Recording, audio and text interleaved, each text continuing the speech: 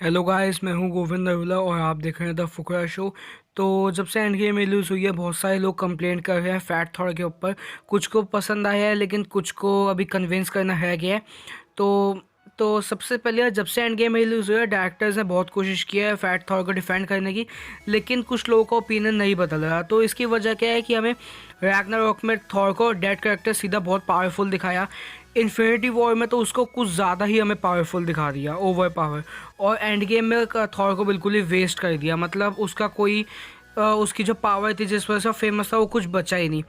तो इस वीडियो में कुछ ऐसे 6 पॉइंट बताऊंगा जिससे शायद आपका थॉर के ऊपर ओपिनियन चेंज हो सकता है। तो without any further delay, let's get straight into the video.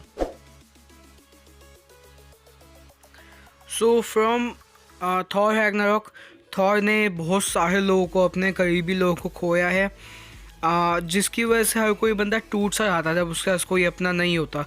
और वैसा ही बिल्कुल थॉर के साथ था। थॉर ने अपनी माँ फ्रिगा को खोया जब वो जेन को बचा रही थी। ओडिन को खोया ताकि लोकी उनकी कुर्सी ले सके, इसलिए उन्होंने नॉर्वे में भेज दिया उन्हें मरने के लिए। और उसके बाद जेन फोस्टर को, जिसके साथ उसका ब्रेकअप हो गया।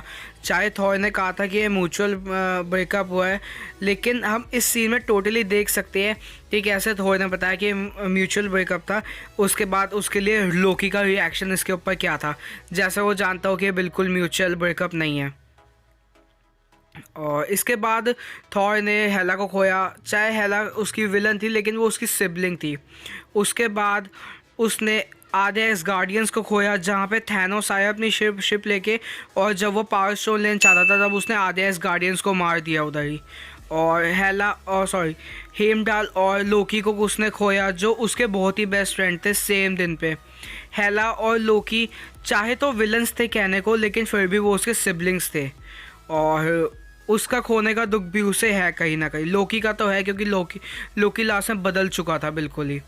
और आधे यूनिवर्स के लोग थॉर की वजह से मरे, ऐसा थॉर को लगता है, क्योंकि थॉर ने बहुत ही ज़्यादा अपनी ईगो सेटिस्फाई करने के लिए उसने थैनोस के सर पे नावार करके उसे थोड़ा सा ज़िंदा छोड़ा, ताकि वो उसे बता सके कि उसने गलत किया है। और वो थॉर की बहुत बड़ी गलती थी, क्योंकि थैनोस जैसा एक बीइंग जिसके आसपास इम्पॉसिबल है पहुंचना, और थॉर उसके इतना नज़दीक आया कि उसे लिटरली मार ही दिया था। उससे सिर्फ 2 मिनट अपनी ईगो सेटिस्फाई करने के लिए थॉर ने उसको ज़िंदा छोड़ा, और वहीं पर उसकी गलती थी। थैनोस मरा नहीं और उसने स्नैप कर दिया, जिसकी वजह से आधे लोग चले गए। और वहीं पर वो आधे लोगों का जाने का दुख कहीं ना कहीं थॉर को है, कि जो आधे लोग मरे उसमें कहीं ना कहीं थॉर की गलती है, कि वो सीधा सर पे वार कर सकता था पर उसने ऐसा नहीं किया। तो ये वो लोग थे जिसकी वजह से शायद थॉर को डिप्रेशन है, जिसकी वजह से वो फैट हो गया, और उसके सिर्फ 2-3 दिन के लाइफ स्पेन के इतने सारे लोग मर गए उसकी वजह से। एंड गेम में एक तरह से हल्क का, ब्रूस बैनर का और थॉर का कैरेक्टर सिमिलर है, क्योंकि एक सीन में जैसे ब्रूस ने कहा कि पहले हल्क पिटा, फिर बैनर पिटा, फिर सबके सब पिटे, तो वीडियो ने कहा इसमें तुम्हारी गलती नहीं थी, लेकिन उसने कहा कि इसमें इसकी भी गलती थी। वैसे ही थॉर ने भी अपने आप को ब्लेम किया। लेकिन यहाँ पे फ़र्क क्या है कि हाँ, जो ब्रूस बैनर है वो इन्फिनिटी वॉर के स्टार्ट से ही सबसे पहले टोनी के साथ, फिर कैप्टन के साथ एक प्लान बना रहा था कि हमें किस तरह से थैनोस से लड़ना चाहिए, किस तरह से हमें बचाना चाहिए सब कुछ। और ये सब जानते थे कि थैनोस क्या कर सकता है और क्या नहीं कर सकता, और इन्होंने सोच समझ के गए। लेकिन एक तरफ थॉर जो बिल्कुल, जिसने अपना बेस्ट भी नहीं दिया, वो थैनोस के इतने करीब आ गया और तब भी वो कुछ नहीं कर पाया। तो चाहे तो ब्रूस अपने को ब्लेम करे, लेकिन थॉर का अपने आप को ब्लेम करना कहीं ज़्यादा बनता है, क्योंकि उसने इतना थैनोस से करीब भी आके कुछ नहीं कर पाया। और वो इस वक्त बहुत ज़्यादा डिप्रेशन में चला गया कि एक टाइम पे उसने ये तक कह दिया कि थैनोस का नाम एसगार्ड पे, न्यू एसगार्ड पे कोई भी नहीं लेगा। और उसने इस सबसे भागने के लिए अल्कोहल का सहारा लिया। और इसी वजह से एक तरह थॉर अपने आप को ब्लेम करता है, और डिप्रेशन में जाने के बाद, अल्कोहल का सहारा लेने के बाद वो इतना मोटा हो गया। नेक्स्ट पॉइंट ये है कि मार्वल डीसी जैसे मिस्टेक नहीं करना चाहता था, कि जैसे मार्वल में हर कैरेक्टर को अपना खुद का रन टाइम मिलता है, और कैरेक्टर डेवलपमेंट होती है, कैसे कैरेक्टर को डेवलप किया जाता है उसको मूवी में दिखाया जाता है। वैसे ही अपोजिट जस्ट डीसी में हुआ जस्टिस लीग 2017 लास्ट के फाइनल बैटल में, जहाँ पे सारे सुपर हीरो स्ट्रगल कर रहे थे स्टेपन वुल्फ को हराने में। वहाँ पे सुपरमैन ने अकेले ही आके स्टेपन वुल्फ की धुलाई कर दी और अकेले ही उसने बिल्कुल वन साइडेड मैच एक तरह से कर दिया। और वो सीन किसी को पसंद नहीं आया, क्योंकि कौन देखना चाहता है लास्ट की सीधा बैटल में 1 सेकंड में विलन को हराना जो पहले सबकी पिटाई पे ले रहा हो। तो वैसा ही हुआ कि जैसे शुरुआत के सिर्फ 20 मिनट के एंड गेम के शुरुआत के 20 मिनट ने हमारे ओरिजिनल थॉर ने बिना स्टोन्स के थैनोस की से जो मेन विलन था मूवी का उसको सीधा किल ही कर दिया। तो अगर ऐसे ही हम देखें कि एंड गेम में कैप्टन मार्वल को क्यों नहीं सीधा दिखाया, तो कैप्टन मार्वल भी बिल्कुल थॉर के लेवल जितनी ताकतवर है, और अगर उसे फाइनल बैटल में सीधा दिखा देते तो अकेले ही थैनोस की पिटाई कर देते, जिसके उस समय स्टोन्स भी नहीं थे। और उस समय हम ये देख के हमें बिल्कुल भी अच्छा नहीं लगता। तो वैसे ही डायरेक्टर्स ने बहुत सही फैसला किया कि उन्होंने थॉर की बिल्कुल नर्व कमी कर दी। जैसे इन्फिनिटी वॉर में उसको ताकतवर दिखाने से पहले वो मोर देन हाफ मूवी में उसको स्टॉर्मब्रेकर ढूंढते हुए दिखाया, और उसके बाद एंड गेम में उसको बिल्कुल डाउन ही कर दिया, जिससे थॉर बिल्कुल नॉर्मल हो जाए, वो ऐसा ना रहे कि वो अकेले ही टैकल कर ले थैनोस को। तो और इस मूवी में मैं हमारा नेक्स्ट पॉइंट जो होने वाला है वो इसी से थोड़ा रिलेटेड होने वाला है।